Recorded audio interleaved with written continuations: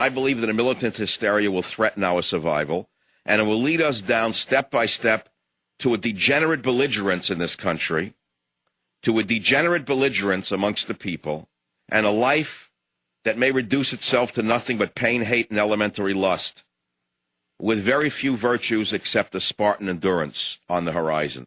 And I mean war.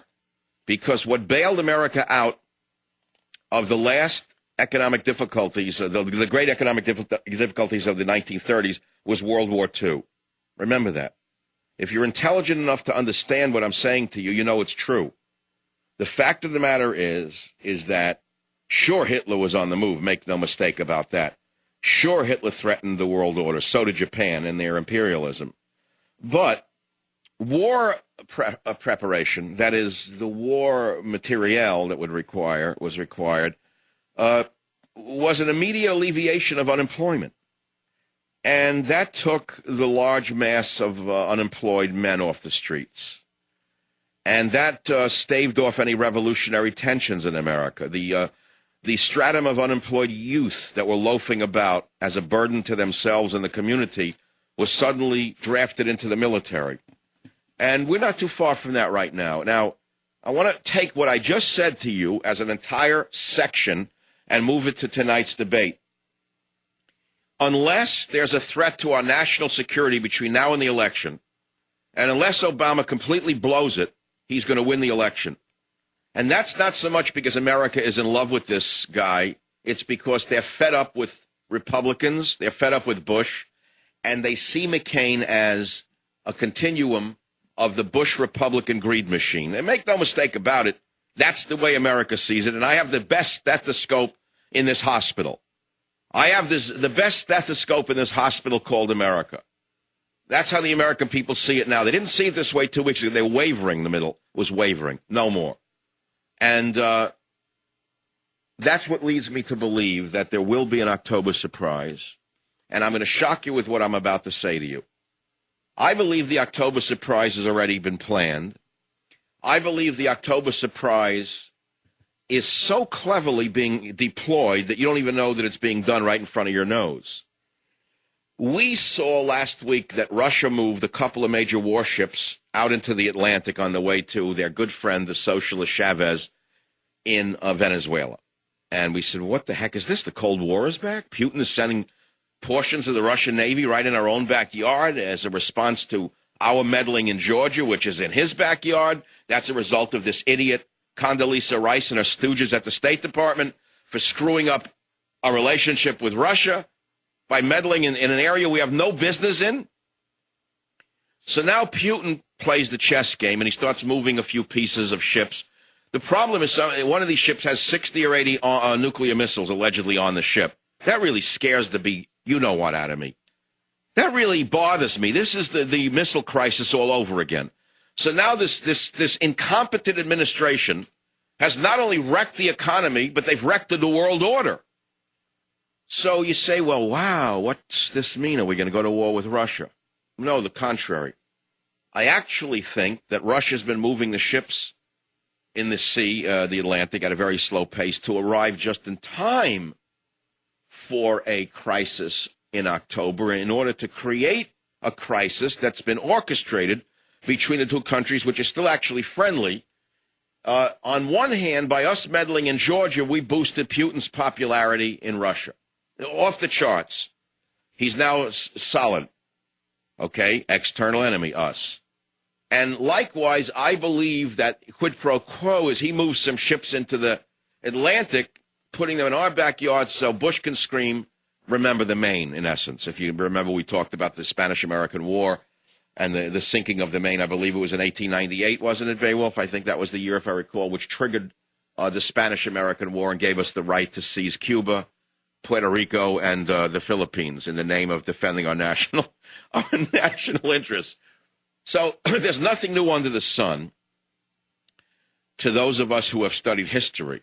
Unfortunately, most people, don't care about all this, and maybe rightly so. Most people care only about today, and they're very pragmatic. And look, I have one eye on the bank account and one eye on the long view. You know what I'm saying? So I see it both ways. So let's review what I just said to you. I gave you a very long spiel just now. The bottom line is I believe there's a good odds that there will be an October surprise because McCain's in trouble. The only way he can win is if we have a national security problem. The only national security problem that I see that could elect McCain will be some kind of confrontation with Russia over the ships in Venezuela, which I think is actually an orchestrated fake fight, almost like a wrestling match, in order to get McCain reelected. I'm telling you the way to. So you say, well, why are you saying all this? Well, because, you see, although I don't want Obama to win for a number of reasons, mainly because I fear he would seize our guns by appointing an ACLU type to the Supreme Court, and then the next time the Second Amendment comes up, we'd have our guns taken from us, which would trigger a revolution in this country, as sure as I'm sitting here, and the people would lose. The whole country would lose. But they would make no mistake about it. This country would have another civil war if ever Obama put a Supreme Court justice on and they revisited the Second Amendment and they said, now you have to turn your guns in. This is not England.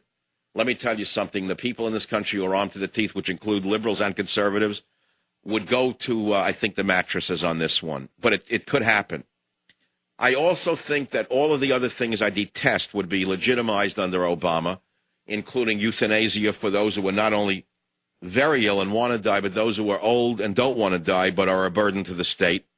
I believe the death penalty would be completely outlawed, while rampant abortion would be increased.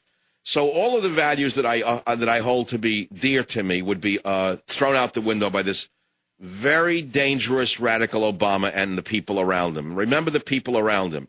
Never forget the people around him. On the other hand, with the other guy, we got an old party hack, a Republican, middle-of-the-road party hack, Republican socialist, neutral guy. You don't know where he stands. He's a Dem-Repub, Repub-Dem, Democrat, Republicrat, terms that we've heard before in this show. John McCain is not a conservative in virtually any area that I can think of, but I don't think he would go so far as Obama would, although I'm not so sure, in the sense that I think McCain grandly supported the appointment of Ruth Bader Ginsburg to the Supreme Court back in 1993. And let's not forget McCain was deeply involved in the Keating Five, the SNL scandal. Look, I know all of this stuff, you know. Don't think that it's, you know, one guy's a white and shining armor. Very good. A shite and whining armor? A knight in shining armor. If I were in Ireland, that would be funny. And the other guy is the bad guy. It's not a white hat, black hat thing here. There's shades of differentials, you know. So the bottom line is I think we're going to have an October surprise. I think it's going to be a showdown with Russia over the warships that he's moving very slowly, by the way, to make sure they don't arrive until October, when the average dumbbell wakes up to the fact that there's an election, and they say, ooh, look at that, McCain is acting tough, and so is Bush, and yay, and the Democrats don't want to fight, and they're pacifist socialists like Neville Chamberlain.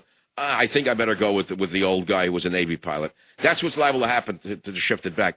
So that's where we're at. And I've given you a long, involved story that I recognize may not be of any interest to you, because it's easy to just sit here and say, look at the CEOs, look how much they made. And I can do that, and I gave you the amount of money on that, but we moved past it. Now, if you'd like to read Bandit Capitalism from Arnaud de Bargrave, it's on michaelsavage.com. If you'd like to see the New York Post's opinion of Obama versus McCain, it says Obama has a huge advantage and the most to lose. That's on michaelsavage.com.